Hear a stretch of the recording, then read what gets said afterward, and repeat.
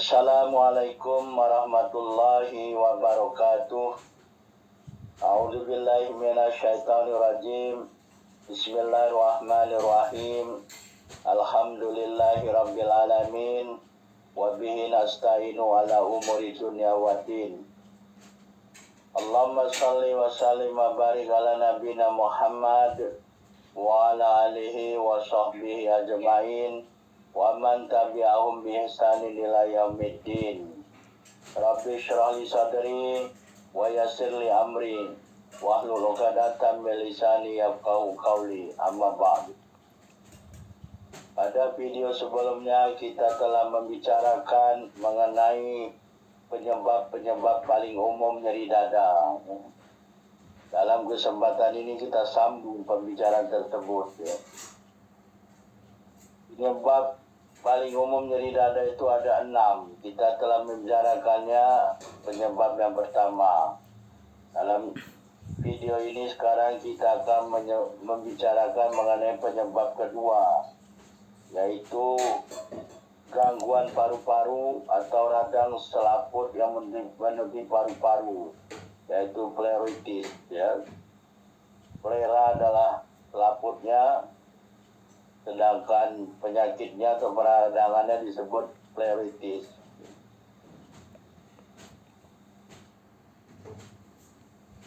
Radang selaput yang menutupi paru-paru, pleuritis, pleura, yang selaputnya disebut pleura, radangnya ada pleuritis. Pleuritis bisa menjadi sebab nyeri dada kiri dan kanan, tergantung lokasi yang meradang. Dan nyerinya ini menusuk-nusuk penderitanya ketika bernapas. Pleuritis karena virus, viral pleuritis adalah infeksi virus pada pleura, yang biasanya menyebabkan nyeri dada saat bernapas atau batuk. Pleuritis virus paling sering disebabkan oleh infeksi virus Coxsackie. Nyeri dada adalah gejala utama pleuritis virus. Rasa sakit biasanya lebih buruk saat bernapas atau batuk dan seringkali tajam, seperti menusuk-nusuk, seperti tusuk-tusuk jarum. Kadang-kadang ecovirus menyebabkan kondisi langka yang dikenal dengan Sclerodynia epidemic. Ini adalah penyakit Bornholm. Ini terjadi pada akhir musim panas di negeri 4 musim, dan mempengaruhi remaja dan dewasa muda. Sclerodynia ini adalah bentuk myalgia virus, dan nyeri otot yang ditandai dengan munculnya nyeri dada atau perut yang tiba-tiba. Umumnya disertai dengan demam karena infeksi virus, demam, malas dan sakit kepala. Sclerodynia juga menyebabkan kencang otot dada, jadi ada kencang otot dada selain ada nyeri dada. Ronsen atau X-ray biasanya dilakukan, dan pleuritis karena virus ini biasanya sembuh dengan sendirinya setelah beberapa hari atau lebih. Kadang-kadang analgesik dapat membantu meringankan rasa sakit. Jadi kalau kita lihat ini ada gambar slide ini, yang gambar yang merah, yang pink. Yang pink ini sebelah kiri ini normal, yang sebelah kanan ini yang ada garis biru. Garis biru ada inflammation, pleuritis. Pleuritis pada selaputnya kalau kita lagi X-ray-nya tuh nampak, baik dari sebelah lateral maupun dari depan. Ada depan itu di pinggirnya itu nampak ada seperti opak, itu menunjukkan adanya inflammation, radangan. Selanjutnya kalau pneumonia, gangguan paru-paru. Tadi adalah gangguan pada selaput menutupi paru-paru, pleura. Sekarang pada organ paru-paru. paru-paru yang bermasalah ya, yang akan berakibat pada dada yang kian hari kian sakit. Masalah ini biasanya juga karena adanya pengempisan paru-paru ya, pengempisan paru-paru. Maknanya paru-paru itu menyusut ya. Atau juga adanya gumpalan ya, gumpalan darah ataupun emboli ya, yang bertaraf paru-paru. Dan ini yang kita lihat pada slide ini adalah pneumonia. Pneumonia ini disebabkan oleh penyakit radang paru-paru atau peradangan paru-paru disebabkan oleh infeksi biasanya, infeksi oleh bakteria atau adanya benda asing yang masuk.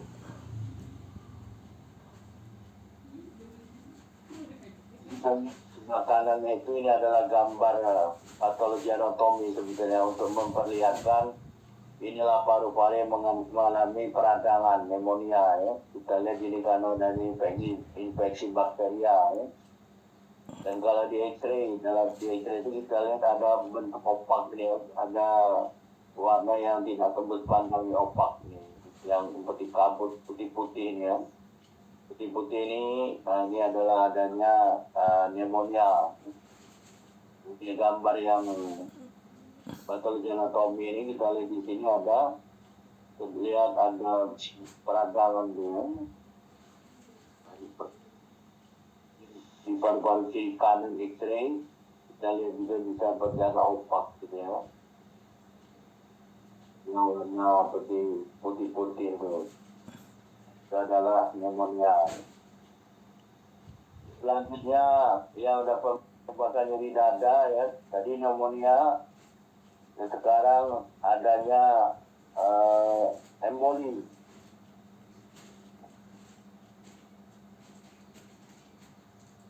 Jadi penyebab selanjutnya nyeri dada karena gangguan paru-paru adalah adanya emboli ya, di mana ada gumpalan darah ya di paru-paru. Bisa berasal dari paru-paru atau bisa berasal dari tempat lain yang masuk ke dalam paru-paru ya. Jadi gumpalan paru-paru yang terdapat paru-paru ini menyebabkan darah tidak bisa mengalir di jaringan paru-paru.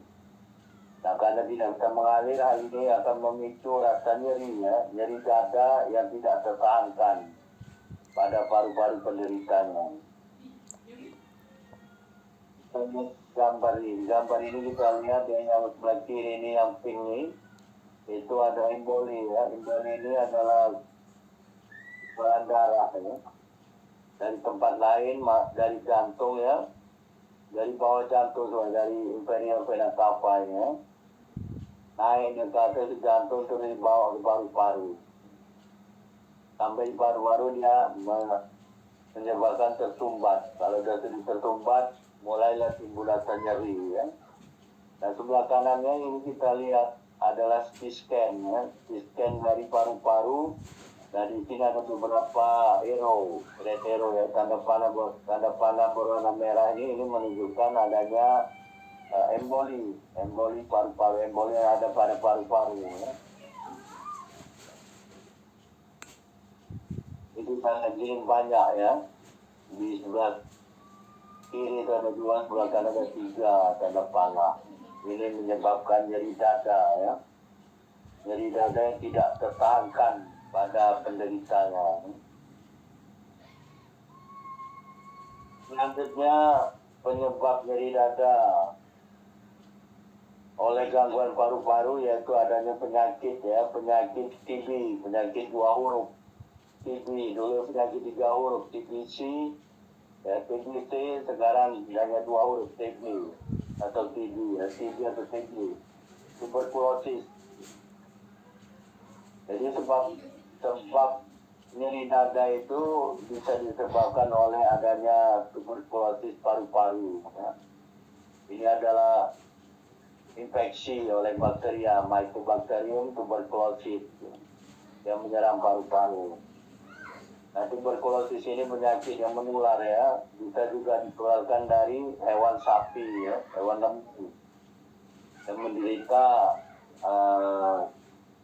tuberkulosis ya, dan digunakan ke manusia ya. Tadi juga bersifat zoonotik dari lembu atau sapi ya. Jadi penderita tuberkulosis ini bisa mengalami gejala nyeri dada ya. Selain batuk-batuk yang parah hingga sesak napas ya.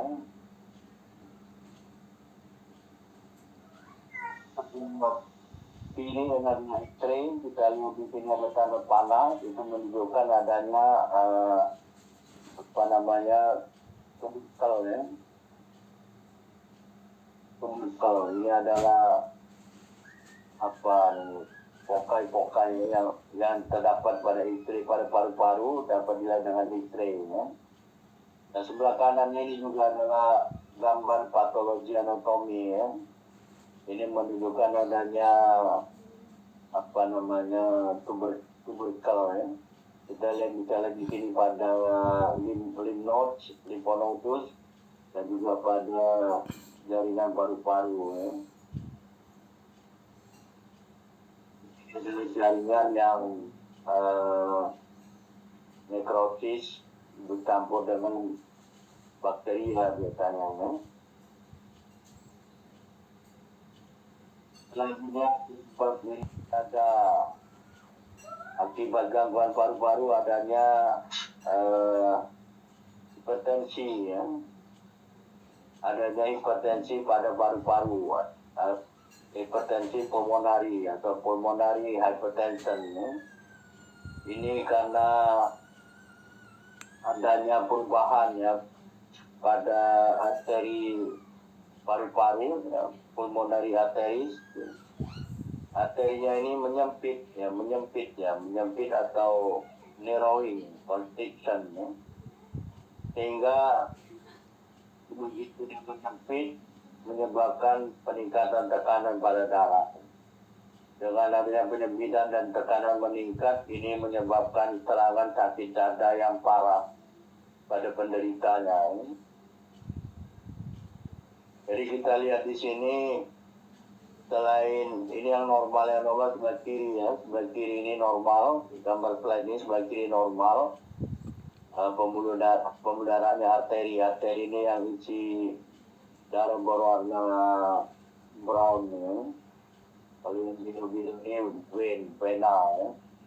Dia ada arteri, ada vena. Ini yang normal ya bentuknya. Kita lihat jantungnya normal. Arti ini right ventricle. Kemudian pada kasus yang hipertensi pulmonari atau pulmonary hypertension, dia disebabkan oleh adanya penyempitan pada arteri. Jadi kita bandingkan dengan yang kiri, arterinya yang lebih kecil ya, karena terjadi narrowing atau constriction. Ini agak kecil, diameternya dia akan meningkat tekanan dalam pembuluh darahnya ya. Dengan adanya peningkatan tekanan darah, itu akan menyebabkan nyeri dada ya, nyeri dada yang parah pada penderitanya. Dan terjadinya kronik ya, lama, ini menyebabkan ventrikel jantung yang sebelah kanan membesar.